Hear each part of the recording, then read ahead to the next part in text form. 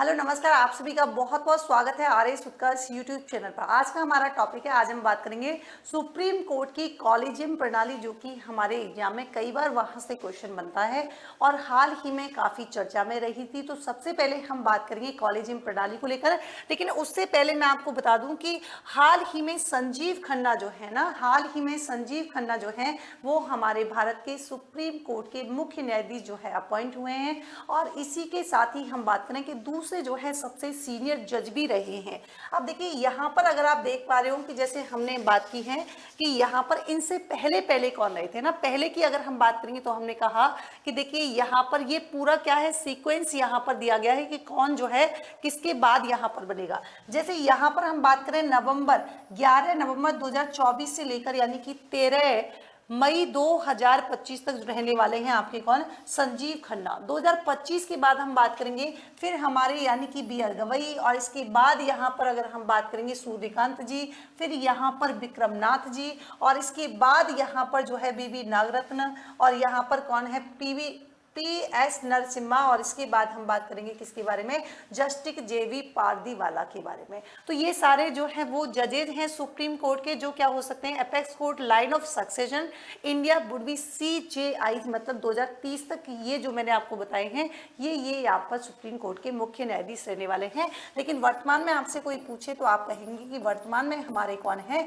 संजीव खन्ना। अब बात आती है मैम सुप्रीम कोर्ट की स्थापना। तो सुप्रीम कोर्ट की स्थापना जो है वो कब हुई थी, तो आपने ध्यान रखना है कि मैम सुप्रीम कोर्ट की स्थापना तो हुई थी आपके कब, 26 जनवरी 1950 को। कब हुई थी, 26 जनवरी 1950 को सुप्रीम कोर्ट की स्थापना हुई थी। हालांकि 28 जनवरी 1950 को जो है क्या किया गया था, कार्य प्रारंभ या मैं कहूँ इनॉग्रेशन किया गया था। मैम यहाँ पर जो आपने बताया संजीव खन्ना जी, तो इसका मतलब सुप्रीम कोर्ट के जो न्यायाधीश होते हैं उनका कार्यकाल कितना होता है, तो ध्यान रखेंगे इनका कार्यकाल होता है कितना, 65 वर्ष। कितना होता है, इनका कार्यकाल होता है 65 वर्ष।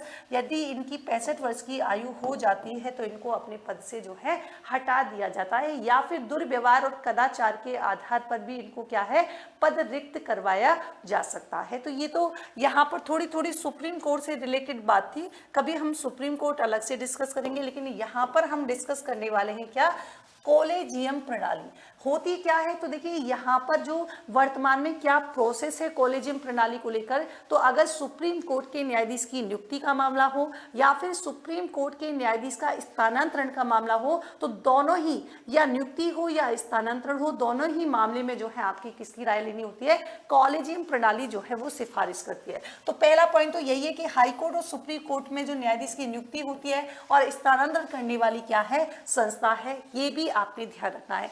दूसरा मैम आता है कि एक बात बताइए कि इसका प्रकार क्या होता है, क्या एक संवैधानिक निकाय है, मतलब क्या एक संवैधानिक संस्था है या फिर कोई वैधानिक संस्था है। तो ध्यान रखेंगे ये न तो संवैधानिक है, अर्थात इसका मतलब ये हुआ मैम कि इसका उल्लेख जो है हमें भारतीय संविधान में देखने को नहीं मिलता है, तो इस कारण से ये क्या नहीं है मैम, ये संवैधानिक नहीं है। वैधानिक इसलिए नहीं है क्योंकि किसी मतलब संसद के द्वारा या किसी विधि के अधीन जो है क्या नहीं किया गया है, इसको गठित नहीं किया गया है। इसको सुप्रीम कोर्ट यानी कि उच्चतम न्यायालय के निर्णय के माध्यम से ही इसको क्या किया गया था, कॉलेजियम प्रणाली को यहाँ पर स्थापित किया गया था। अब यहाँ पर देखिए आपने बात करी होगी और सुना भी होगा कि न्यायाधीश मामला, 4 न्यायाधीश मामले जो हैं आपने पढ़ने को मिलते हैं, जहां से एग्जाम में भी कई बार क्वेश्चन पूछ लिया जाता है, या जनरल नॉलेज के लिए आपको पता भी होना चाहिए।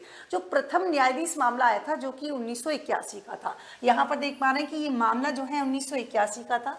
यहाँ पर क्या हुआ था, देखिए यहाँ पर कहा था कि अगर क्या करना है, जजों की नियुक्ति के लिए, मतलब अगर जज की नियुक्ति करनी है तो उसके लिए क्या करना पड़ेगा, उच्चतम न्यायालय के जो मुख्य न्यायाधीश होंगे इसके द्वारा की गई अनुशंसा को राष्ट्रपति ठोस कारणों के आधार पर अस्वीकार कर सकता है। मतलब ये कहा गया था, जो प्रथम न्यायाधीश मामला आया था, कि भाई अगर मान लीजिए राष्ट्रपति क्या करता है, राष्ट्रपति, क्योंकि राष्ट्रपति ही सुप्रीम कोर्ट के न्यायाधीश को अपॉइंट करता है, तो ये अगर सुप्रीम कोर्ट की क्या करता है, मुख्य न्यायाधीश से परामर्श करता है किसी की नियुक्ति को लेकर, तो यहाँ पर कहा गया कि भाई राष्ट्रपति से क्या कर सकता है, बाद में सलाह को जो है अस्वीकार भी कर सकता है, मतलब बाध्य नहीं है कि सुप्रीम कोर्ट ने कह दिया इसको करना ही पड़ेगा। लेकिन यहाँ पर दूसरा मामला आया था 1993 में। इसमें क्या चेंजेस हुए, इसमें कहा कि देखिए जो अनुशंसा है, अनुशंसा का मतलब जो रिकमेंडेशन है, जो सुझाव दिया गया है, वो मुख्य न्यायाधीश की व्यक्तिगत राय से नहीं दिया गया, पहली बात तो।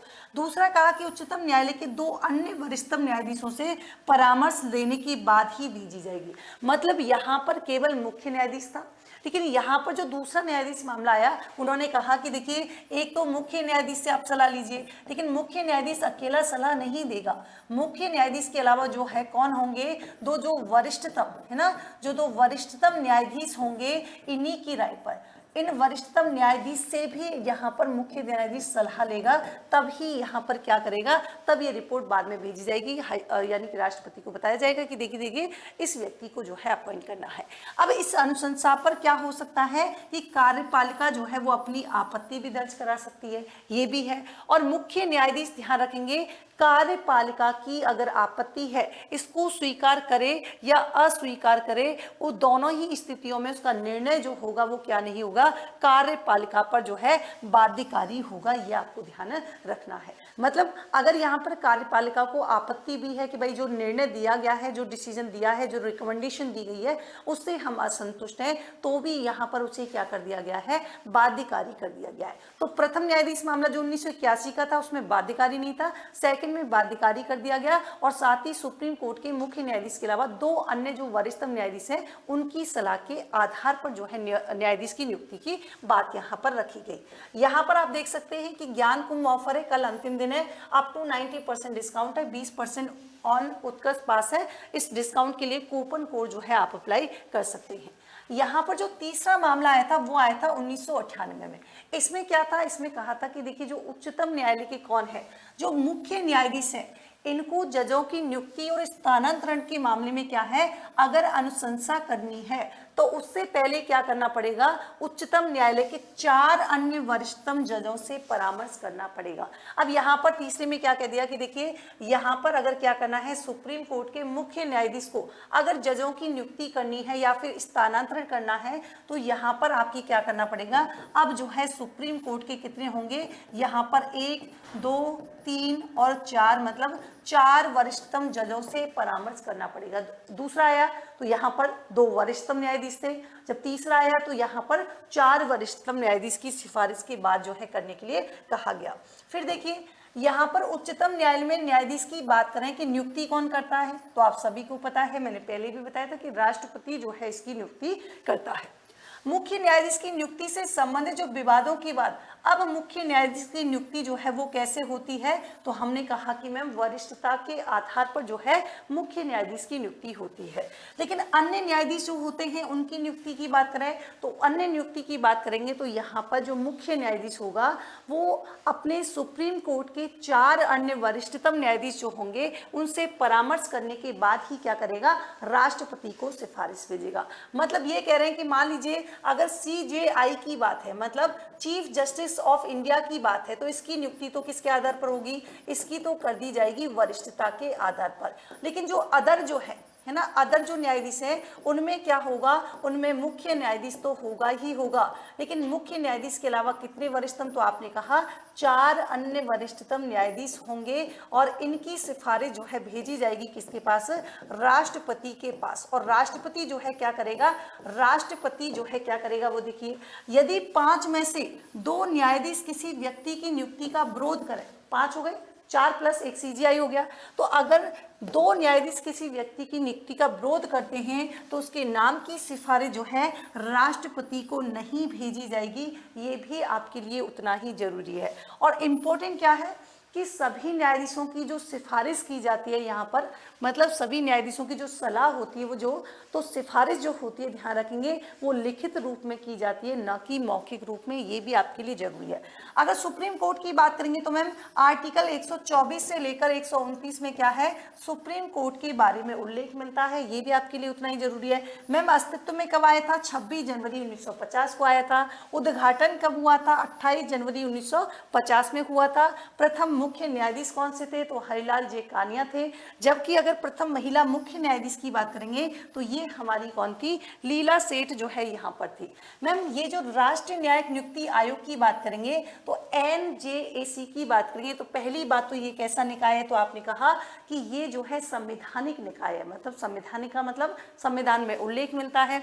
लेकिन न्यायाधीशों की नियुक्ति की जो वर्तमान जो कॉलेजियम व्यवस्था है इसको प्रतिस्थापित करने के लिए, मतलब इसको चेंज करने के लिए जो है 99वें संविधान संशोधन अधिनियम के माध्यम से इसको प्रस्तावित किया गया था, जिसमें टोटल सदस्य होते हैं 6।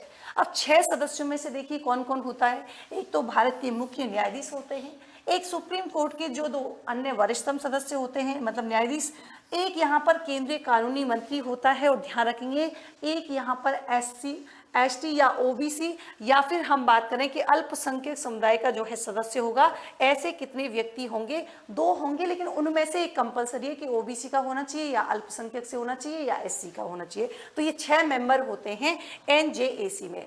अब इसकी नियुक्ति कौन करता है, तो आपने कहा कि मैम प्रधानमंत्री करता है, लेकिन इसमें कौन कौन, तो भारत के मुख्य न्यायाधीश होते हैं, लोकसभा में विपक्ष का नेता होता है, अगर विपक्ष का नेता नहीं है तो लोकसभा में जो है सबसे बड़े विपक्षी दल का नेता होगा। मैम कार्यकाल कितना होता है, तो 3 वर्ष होता है, और पुनः नामांकन के लिए पात्र नहीं होगा। बट ध्यान रखेंगे यहाँ पर जो है NJAC को क्या कर दिया गया था, यहाँ पर असंवैधानिक घोषित कर दिया गया था। क्यों, संविधान की बुनियादी संरचना सिद्धांतों और न्यायपालिका की स्वतंत्रता के खंडन का तर्क देते हुए इसे क्या कर दिया गया, यहाँ पर जो है इसे असंवैधानिक घोषित कर दिया गया। अब देखिए यही था आपके कौन सा कॉलेजियम प्रणाली। अब इससे रिलेटेड जो इंपॉर्टेंट क्वेश्चन बनते हैं वो क्या है, देखिए भारतीय सर्वोच्च न्यायालय की स्थापना की बात करेंगे तो कब हुई थी, तो आपने कहा 26 जनवरी, 15 अगस्त, 1 जनवरी, 1 मार्च। तो आपने कहा मैम 26 जनवरी 1900। यहाँ पर देखिए वही ज्ञान कुंभ 90% डिस्काउंट आपको सभी RS के सभी ऑनलाइन पे मिलेगा। साथ ही जो उत्कर्ष बुकशाला की जो जितनी भी पुस्तकें हैं इन पर भी आपको अप टू 90% डिस्काउंट मिलने वाला है। 90 रुपये, जैसे आपको मैथ की चाहिए तो 90 रुपये मिल सकते हैं, लेकिन ऑफर जो है 23 से 26 फरवरी तक रहने वाला है, तो आप लोग ऑर्डर कर सकते हैं। ये था आज का टॉपिक। ऐसे ही यूजफुल वीडियो के साथ फिर से हाजिर होंगे, तब तक के लिए thank you so much, take care, good night, bye bye.